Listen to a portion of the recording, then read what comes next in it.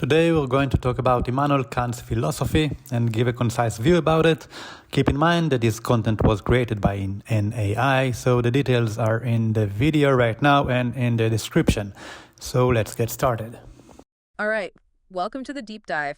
Today we're going to be taking on a pretty huge figure in philosophy, Immanuel Kant. Yeah, no small task. No small task at all, but our listeners are always telling us that they want to get these big ideas without having to go back to grad school. Right.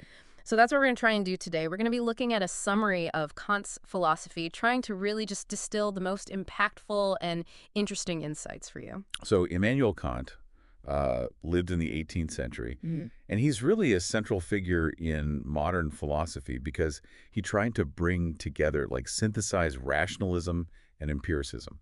Yeah. Rationalism is all about reason, thinking things through, figuring things out. And then empiricism is no, it's all about experience, what we see and touch and feel. And he tried to kind of bring those two together.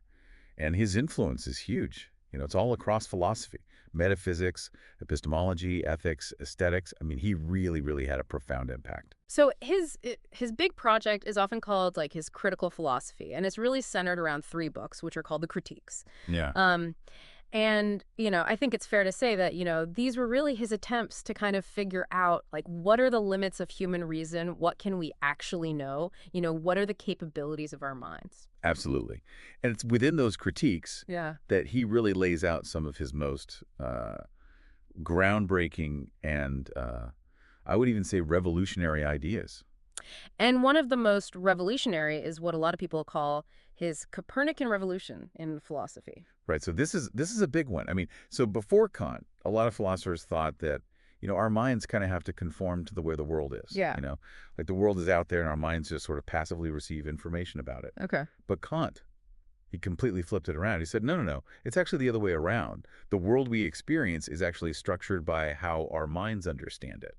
So it's our minds are shaping the world we experience. So we're not just passively taking things in. No, not at all. Our minds are active in constructing the world that we experience. Okay, so that leads into this idea of transcendental idealism. Yeah, transcendental idealism. This is a really key idea in Kant, and it can be a little tricky to wrap your head around. But basically what it means is that we don't experience reality directly as it is in itself. There's a thing called the noumenal world, which is the world as it really is, but we don't have access to that. We can't know it directly. Yeah. What we experience is the phenomenal world, which is the world as it appears to us, and that's the world that's shaped by our minds. So give us some concrete examples of how our minds are actually shaping the world we experience. Sure. So think about space and time, right? We tend to think about space and time as these objective things that are just out there. Yeah. But Kant said, no, space and time are actually forms of our intuition. They're like the built-in frameworks that our minds use to organize our experience. Okay, so it's almost like space and time are just mental organizing principles? Exactly. Yeah. They're not things in themselves.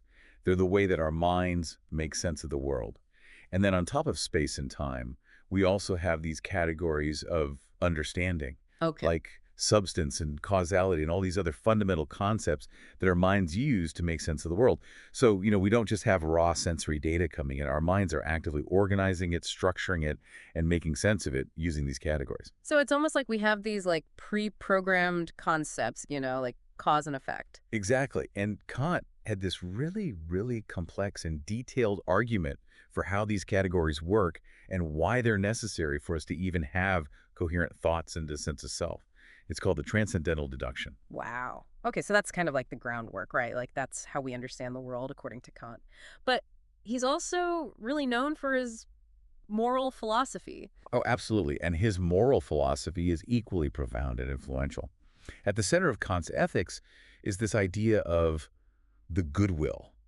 It's the idea that what makes an action morally good is not the consequences of the action, but the intention behind it. Okay. So it's not about what you achieve.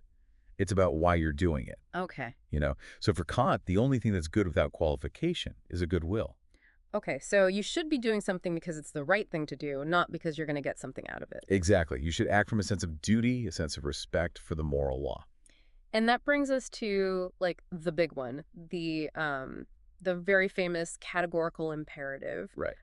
It sounds very, very complicated, But what's the essential message of that? Like, how can our listeners kind of apply that to their lives? Yeah, so the categorical imperative is basically Kant's way of expressing this universal moral law. It's a principle that he thinks should guide all of our actions. And he gave us a couple of different ways to formulate it, but one of the most famous ones is the formula of universal law. Okay. And that basically says, act only in a way that you could rationally want everyone else to act in the same situation. Okay, so, like, almost a test of universalizability. Like, if I'm thinking about doing something, would it be okay if everybody did it? Exactly. Like if you're thinking about breaking a promise, you have to ask yourself, well, would it be okay if everyone broke their promises all the time? And of course, that would create chaos. Right. So that tells you that breaking a promise is wrong. It's not universalizable. So that's one way of putting it. What's another way of thinking about the categorical imperative? So another really important formulation is what he called the formula of humanity as an end in itself. Okay. And this one is really about respecting the dignity of every human being. It means that we should never treat other people merely as means to our own ends. Okay. We should always treat them as ends in themselves, as beings with their own goals and their own inherent worth. So essentially, don't use people. Exactly. Treat them with respect, recognize their inherent value. I mean, that seems like a really, a really good, solid moral principle. Absolutely. Now, one thing that comes up with moral choice is like, well, we need to be free to make choices. Right. So how did Kant deal with the idea of freedom? So freedom is absolutely central to Kant's ethics. He actually made a distinction between our phenomenal selves, the selves that we experience in the world, the selves that are subject to the laws of nature. Yeah. And our noumenal selves, which is kind of like this deeper transcendental self that he argued, is free. And it's this noumenal self that's capable of making moral choices. It's this freedom that makes us responsible for our actions. So I guess, like, in a way, to simplify, we're free in a way that we can't actually observe, but we have to presuppose it in order to be moral agents. Exactly. And he called this ability to give ourselves moral laws autonomy. Autonomy. So basically, we're free to choose, we're free to govern ourselves morally. Yeah. Okay, so to quickly recap for our listener, Kant showed us that our minds are active in shaping the world that we experience, not just passive receivers of information. Right.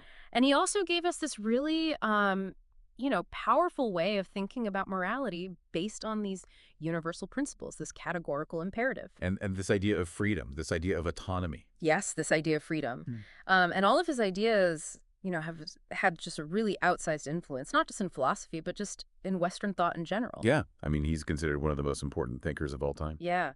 And so here's something for you to consider, dear listener, after this deep dive. Given what we've talked about Kant's idea that our minds structure reality, how might that change the way you approach new information? Or even how you consider different perspectives, right? Because if we're all kind of actively creating the world that we experience, then that's a really, powerful thing to think about. And also, given his emphasis on these universal moral principles and treating everyone as an end in themselves, how might that change your own choices, and the way that you approach your responsibilities in the world? Absolutely.